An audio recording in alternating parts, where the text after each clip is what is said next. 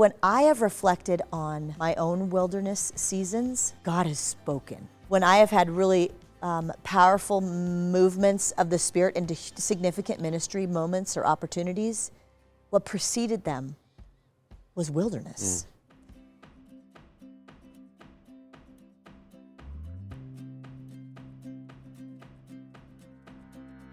Welcome to The Weekly, a podcast brought to you by Calvary Bible Church. I'm your host, Jay Ewing. Thanks for tuning in. Like always, get connected and stay connected by visiting calvarybible.com. Click your campus and find out what is happening in your neck of the woods. So many great things happening as we turn the page into 2026. We want you to stay connected with us. You got to visit calvarybible.com.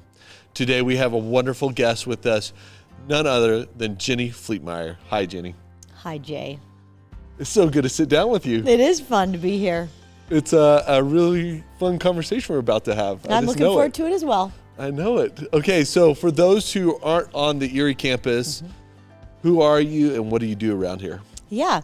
Jennie Fletemeyer. I've been on staff here for almost 4 years come Easter. That's pretty special. And I oversee family ministries, kind of cradle through the end of high school. So think all the kids, all their moms and dads, and the amazing staff that I get to support is my jam. So fun, so fun.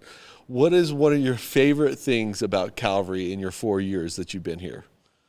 Ooh, that is a big bucket question. I think on a personal level.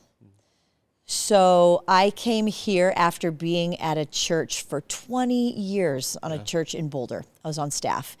And leaving there was really hard for my family. And yet we felt very confident that this was the Lord's complete leading. Wasn't something we were looking for. And God was like, this is where I'm taking you.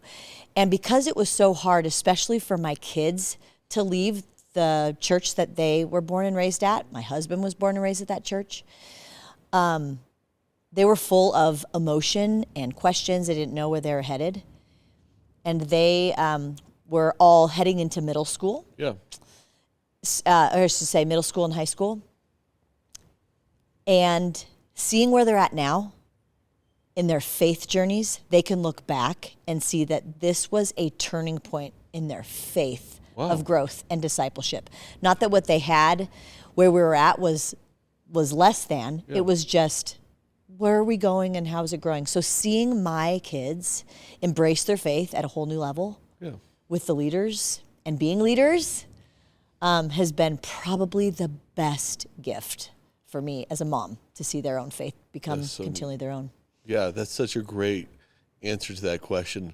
I would say from the 4 years I've seen your family, there's so many gifts that the Fletemeyers bring to Calvary Bible Church. And they're on full display in so many different seasons. Oh, it's pretty special. It's super fun, yeah. It's special. It's neat to be at a place that invites students to discover their gifts. Yeah. And they're not just the future of the church, they're like the church right now. Yeah. And that's pretty awesome. That is awesome. So on your ideal day off, it's January, your ideal day off. What are you doing on your Fridays? What do you think I'm doing, Jay? Well, I know what you're doing, but no one else does. You know, my Fridays are kind of my Sabbath. So in the winter months, I go skiing with Father, Son, Holy Spirit. Yep. So I have my ski pass, and I usually head up to the mountains and ski alone, but not alone. Yeah. Sometimes I feel chatty, and we'll chat with my little seatmate going up the chairlifts, but usually I'm just singing and praying and talking and just escaping kind of from my regular rhythms. Get up in the mountains. It fills my tank. That is super to be fun. Up there. It's a little bit about the skiing, but it's a lot about being up in God's creation with Him. That's really sweet. I know. Thanks I love for sharing that with Thank us. Thank you. Yeah. Okay, so we have you on the podcast because just this last weekend we had a fantastic winter weekend. Yep. That is the middle school winter retreat. Happens annually every year here at Calvary. And you were the speaker this year. I was. The theme was Full Send. So talk us through what that looked like, how the weekend unfolded. Oh, absolutely. I was hesitant at first when they asked, because I had not spoken to middle school students for probably 25 years. And even before that, I hadn't spoken to many middle school environments. So I was like, okay.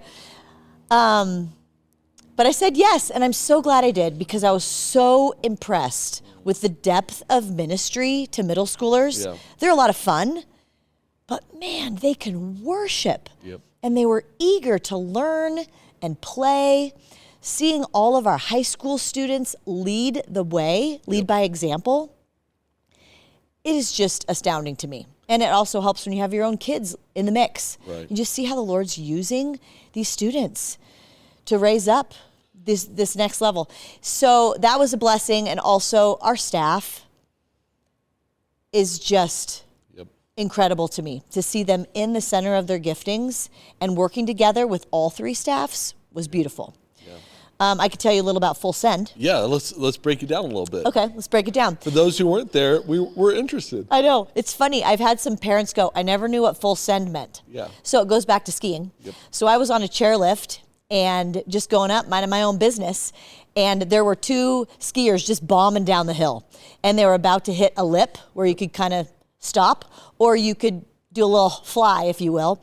And the guys behind me, in the chairlift behind me, yell, Full Send!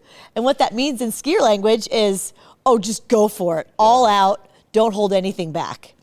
And so when I was thinking about this weekend that we just experienced, my prayer for these middle school students is that they would get inspired, be reminded, be invited into full send for Jesus, right. Fully following him, but then also embracing this idea that they are fully sent by him. Yep. So depending on where the students were, they embraced that message at different levels. Some surprising things that took place. Because I speak to a variety of different ages, whether it's preparing something for kids or parents or middle schoolers or high schoolers or adults, for me, it always comes back to the same messages. God's truth is God's truth. Right. How we package it is different, but the basic message is the basic messages. So to have some of the adult leaders come up to me and say, that was not just for my kid this weekend, that was for me. Yeah. I needed to hear that. So that's always really encouraging, you know. We had 3 students that made first-time commitments that we know about. That is so sweet. Which is just, that's where a lot of, middle school is a lot of space where students are discovering their faith for their own selves. Yep. That's where it happened for me. I committed my life to Jesus when I was 5, but it was in middle school that I think it really became my own. Right. Because there was a leader who I wanted to be like, and she followed Jesus. Therefore, I needed to follow Jesus. And I think that is a lot of the connecting of the dots on a weekend away like this, where students have so much access to their leaders and are watching how they live. They're disciples of their leaders. So that was pretty special. Yeah, that is sounds like a wonderful weekend. Mm-hmm. So what was sort of like, you know, I've heard about popcorn machine. Oh, yeah. And the funny parts about that. Yes. What was like your favorite illustration all weekend through? Ooh, favorite illustration. Yeah. What's so fun about speaking with middle schoolers is I had Play-Doh up there at one point. Yep. You have popcorn up there. You have talking about walking in the dust of Jesus and getting dirty. So I would say the one I was most anticipating was this popcorn analogy. And it was this idea, it was the second talk. And the first message was all about come and follow Jesus, that powerful invitation that we have the freedom to say yes or no to. Yes. And that was when so many students, majority of the students rededicated their life that night. We had these nets that were hung up on the walls that, just like the first disciples, just dropped their nets immediately and followed. We invited the students the very first night. Don't wait till the second night. Very first night, say, oh, I want to drop my nets and follow. And so we had... of the 150, 60 students that were up there, there were so many. I didn't even anticipate the response that we had of students saying, I want to follow closer. I'm following, but I want to follow closer. Yeah. That was the first visual, was just the nets, the fish nets. But the first morning, the second talk was this idea of when you follow Jesus, when you choose to follow him, the Holy Spirit comes and lives inside of you. He's this deposit guaranteeing your inheritance. And it's a power that comes with gifts that he's given you. And these gifts are unique to you and they're personal. And inviting students to think about what are some gifts that you have been given as a result of having the Holy Spirit live inside you. But not even just gifts, what are some passions that he has uniquely created and wired in you because you are fearfully and wonderfully made from the beginning of time. He's put in you these special people and passions. And then what are opportunities and what are different just life circumstances that God can use. So we looked at the parable of the talents and we explored how, here two people were given a lot and they did much with them. And one person played it safe and buried it. So we use this analogy of, are you burying what you've been given or are you allowing God to boost what you've been given, kind of fanning into flame the gifts that he's given you? So use this analogy of little kernels of corn, that we've all been given some kernels that are really uniquely given to us. And are you going to bury those because you're embarrassed, ashamed, or haven't really seen people use them? Or are you like that? They're gifting better than yours. All different kinds of reasons why we might bury fear. That's what's in the parable, is just fearful. Because God can't grow what we hide as well as he can grow what we tried. So I was trying to convey this message of investing what you've been given. I'm like, how do you teach middle schoolers investing? Oh, you pull out a popcorn machine. So I was putting popcorn, these little kernels of popcorn, into the popcorn machine because we know that once the heat is brought, the popcorn just pop, and it bubbles over and you're like, I cannot believe that much popcorn came from that amount of kernels of corn. So it came to the end of the message, the big crescendo moment, because as I'm just giving examples of what they've been given and talking about the talents and the parable and stuff, just adding kernels of corn into the popcorn machine. I'm like, okay, you guys ready to see what happens when you give God and you trust him with what you've been given? And the plan was for the popcorn machine to just bubble over with popcorn. It's a really, really fun visual. Unless you poured too much popcorn in the popcorn machine. Yeah. And right as I'm saying, it's not about the kernel that has the power. It's that you've entrusted God to bring the heat. Yeah. And right when I'm talking about God bringing the heat, I turned on the popcorn machine and it started fire on stage. It started smoking and all the things.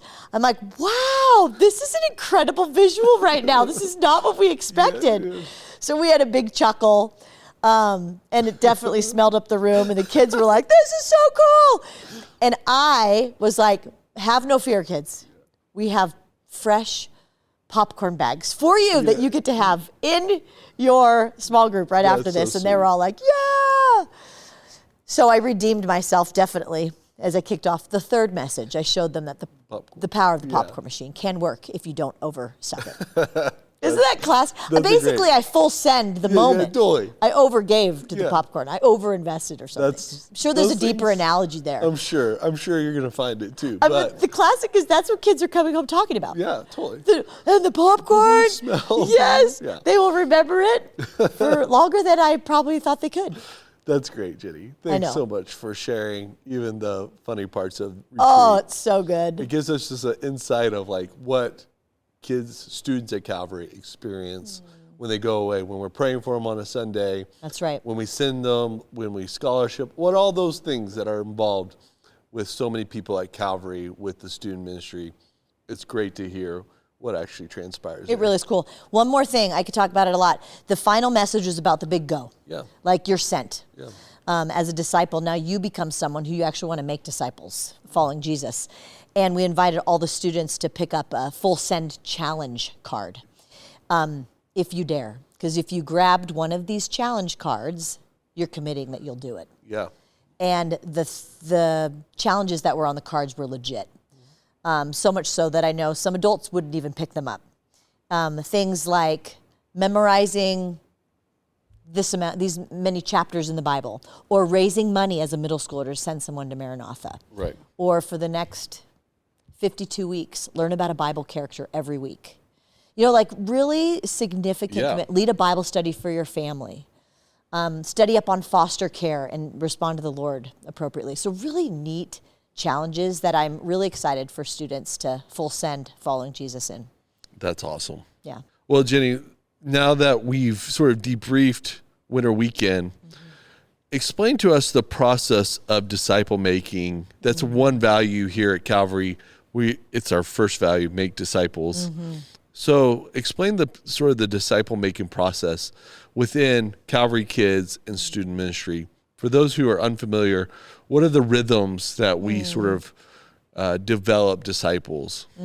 Oh, there's so much that can be said about this. One really exciting piece that is being developed by and I'll get to your question too, that's being developed by our high school and middle school team right now is actually a discipleship pathway. Yeah. They're in the process of really wanting to crystallize what are some key moments and key decisions that a student can make that leaders and parents can recognize, and then from there take them to the next one. Right. So I'm really excited to see what they come up with. There's so many great resources out there, but we really wanted to have a Calvary stamp of what it looks like and how it fits into our programming. So that's something that we can, well, spoiler alert, that I know they're working hard at, which is great. Wow, starting at kids level, this is probably the number one reason why I entered into family ministry, was because I really wanted to help train parents to be the primary influence of their home. Yeah. Pastors of their home. Parents as pastors is kind of what my heart's cry is, like to embrace their recognized, unique field position, that they have the most amount of time, more than anyone. Yeah. And to embrace that not just with kids when they're young, but when they're in upper elementary and then in middle school, and then still stay engaged. Right. As they're sending their kid off to college and in high school. Right. It's a marathon. It's not a sprint. It is a marathon. And yes, it looks different at every stage, but there is key pieces and components that we want parents to embrace and recognize. They don't have to have all the answers, but to be an example of someone who is dependent on Christ and showing their child what it looks like. So there's lots of different milestones along the way within our family ministry. You can look on our family ministry website, actually, under the Parents tab, and you'll see that we have 3 different pillars that are the same in early childhood, elementary, middle school, and high school. So I encourage you to check out that website. But in Calvary Kids, it starts as babies. We want parents to be intentional with blessing their children regularly. When they're just in their crib, they can't even hear you. Right. You know, I mean, they can't even understand what you're saying, but they're getting blessed, you know? And then as parents, learning what it looks like to capitalize on everyday moments and having spiritual conversations around those. And making them really natural. Making for them your family, really natural. For your family. That's right. For a long time. Yeah, yeah, absolutely. We have take-home sheets that kids get sent home with, whether it's crafts or literal things that can show parents, this is what we did in Sunday school today. Right. You know, we encourage you to have conversations on the way home. Right. Encourage you to have conversations around the dinner table so that parents truly are set up for success and are prime in their kids' lives, which is huge. We also obviously do our 3rd grade Bible. And that's a significant milestone because that's when kids are learning how to really read. Right. Not just read to read, but read for content. And we want parents to be a part of it. That's why we don't give the Bibles to them. We have parents be the ones that give the Bibles to them. That's a special Sunday around here. It is such a special Sunday. Then this actual last Sunday, when we were up at Winter Weekend, we did our 4th grade communion class. Yep. And really wanting our kids to understand what is communion and how is it connected to Passover and the Last Supper and the Israelites leaving Egypt, and having a little mini Seder meal with them and getting to give them a booklet that they can take home and talk about it with their parents. And actually, I think the kids in this situation could be teaching their parents some things. Very much so. But also wanting the parents to be prime in helping them understand, what is communion all about? Right. Same thing with baptism with kids. Yes, we love it when parents are a part of their baptism experience, but we give parents and kids a booklet there too, because we want parents to be prime, that they're having these conversations at home about the decision that their child is making to choose Jesus. Right. Then when we get into middle school, obviously our incredible middle school program, lots of parent volunteers and adults and students that are discipling these kids, but we have something called MTN. Yep. I know you're familiar with. Another opportunity that we're trying to set up parents for success to disciple their kids and have these spiritual conversations about things that are really important that perhaps as a parent you wouldn't naturally bring up or feel as confident to bring up, but you're teed up to talk about uncomfortable things, exciting things, spiritual things, Bible studies, all in one day. Yeah. That's what MTN is about. Then in high school, that's where a lot of parents might be like tapped out. It's all about the adults, Bible study leaders, small group leaders. That's when they do all the work. But we actually want parents to lean in and stay engaged and asking questions. It'll look different. Yeah. But keeping up with what your student is learning, how they use their phones, to what kind of friends they're hanging out with, what kind of conversations are they having. What did you learn at church today? How come you didn't want to come today? Yeah. What was it like at the retreats that you just went to? Like engaging in these conversations, because those can naturally become less unless you become more intentional with them. So discipleship, there is a solid pathway that I'm really grateful for that we have at Calvary, and it just keeps on getting better with the staff that we have, really wanting to tee it up for parents and leaders. Yeah, I think the other part of that discipleship pathway within Calvary Kids and student ministry is like the older elementary starts serving in Calvary Kids and youngers. Mm-hmm. And then in middle school mayhem, so that's our middle school Sunday night programming. Mm-hmm. High schoolers serve as small group leaders with coaches, adults in the room, helping them navigate how do you disciple a middle schooler, right? Isn't that so cool? And then it's just like, it's the generational of just rhythms that we have here at Calvary, that discipling and being disciples is a natural rhythm. Mm-hmm. Like it should be a natural rhythm for most Christians. Mm-hmm. Unfortunately, it hasn't been. Yep. And so just setting the expectation, this is what it looks like. Mm-hmm. And you get students go off to college and like they jump into Bible studies and they disciple others. And it's just incredible that the sort of the rhythms that are established within the community here at Calvary are sustained and live and move in a way which hopefully creates lasting faith Absolutely. for students. My oldest daughter said that her best decision she has made in high school was to be a mayhem leader. Yeah. Because of how much she has learned and been trained in, how much she's been able to, it's not just what you give, it's also what you receive in these relationships that who you're discipling has been really rewarding. So much so that she carries that more with confidence when she goes into her next place. My middle daughter's doing it, and my youngest is just about to get trained, and guess what? She cannot wait for it to start. So that's pretty exciting when your own kids are really passionate about learning how to disciple other people. And that's what our church sets students up to do. I love it. And now it's for their whole life. Totally. I agree. I even have a fifth grader in my house who knows the year and date that he can become a mayhem leader. Yes. So the countdown has already started in his head. Isn't that so cool? That's just amazing. Yeah, it's just incredible. It's not a burden to disciple. No. It is a blessing. It is. And they have been blessed to be this blessing to other people. And they don't know all the answers. We don't know all the answers, but they're available and they're showing up. That's right. Being willing, sort of like the popcorn kernel. That's right. Yeah, put Invest some heat on what you've been given. See what God does. So, okay, let's turn the corner. Let's talk about the gospel, John. What are sort of your reflections as you've been listening, studying, sitting with your family in the gospel, John? What has like stood out to you this time around while we've sort of That's great. I am reading the Gospel of John simultaneously with reading the Gospel of Luke. Okay. And as you know, some stories are included and some are not, Right. depending on which gospel that you're reading. Real time, right now, what I'm really reflecting on is this idea that God has a word for you in the wilderness. And seeing the different challenging seasons that Jesus is in, or that the people that he interacts with are in, whether it's Lazarus and him taking time, his own sweet time to get out there to help. Yeah. That God has a word for you in the wilderness. And I was reading in Luke 4 recently about Jesus in the wilderness and his own time with that.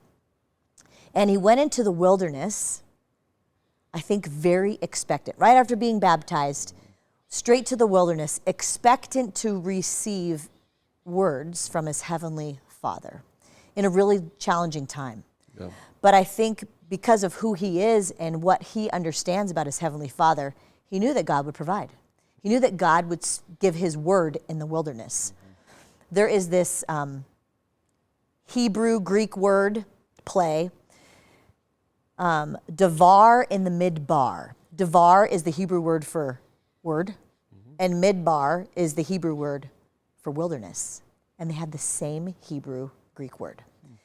And this connection of God will give you his word when you're in the wilderness. Don't fear it, Yeah. but expect it. Like go in open armed. Yeah. So as I was reading Luke 4 and seeing, guess what God did? He gave Christ clear words amidst each temptation Right. from the enemy. Clear word. And so when I have reflected on my own wilderness seasons, God has spoken.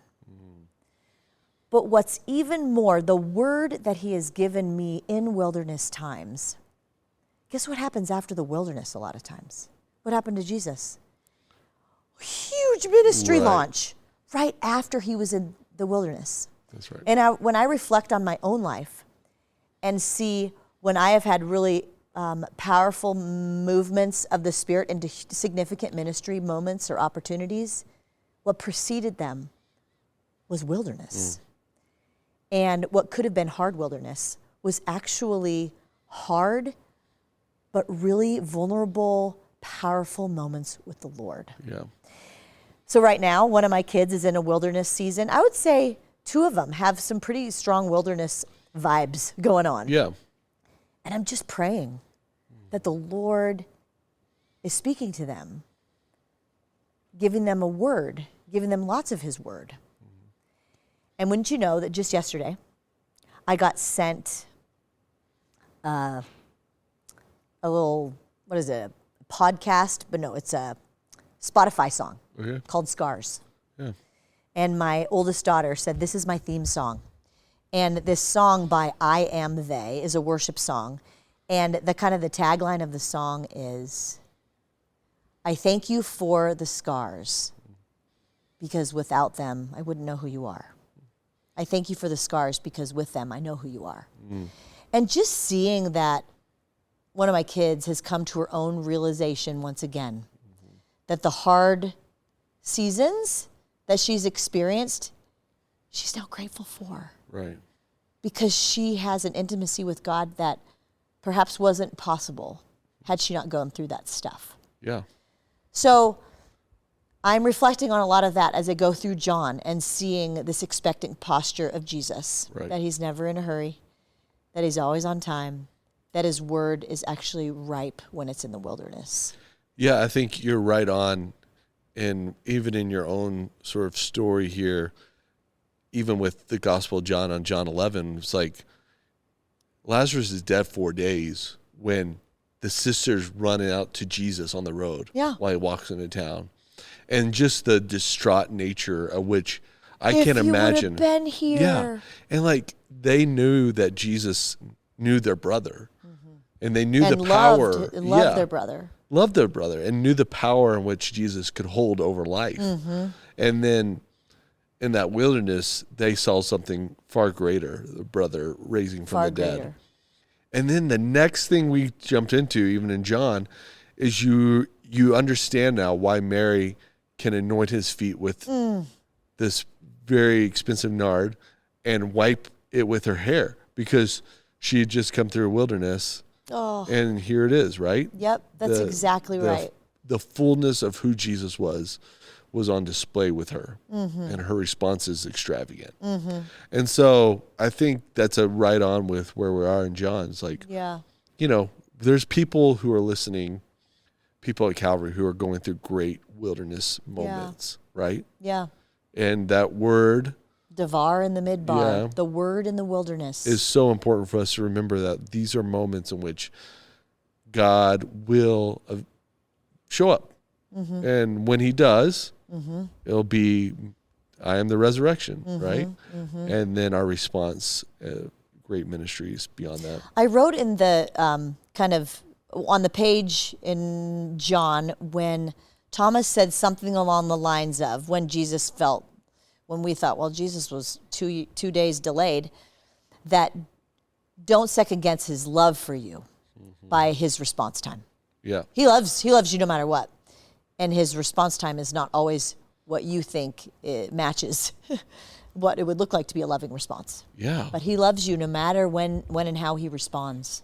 I think that's a beautiful way in which we should end it today, because that's right on, right? That's right on. So thanks so much for sitting down with us, Jennie. Thank you. So thankful for the ministry that God does through you here at Calvary, and just the fun you had this last weekend. It was a blast. A winter weekend, and just the way in which God is using people like you here at Calvary to disciple the next generation, and to really just empower those who are next up in the kingdom of God to be leaders. Yeah. Privilege. Thank you. Thanks for your time. Hey, Calvary, like always, visit calvarybible.com. Thanks for tuning in today. Make sure when you visit Calvary that you click that campus and really get connected here at Calvary. It's super important, especially as we go through the Gospel of John.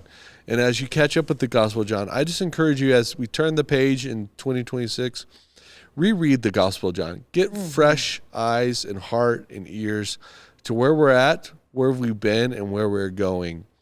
I want to leave you today with Jesus' words he left with Mary, Martha in John 11. It says, I am the resurrection and life. Whomever believes in me, though he die, yet shall he live. And whoever lives and believes in me shall never die. The question for Martha was this: do you believe this? We love you, Calvary. Look forward to talking with you, connecting with you this next Sunday. Have a great day.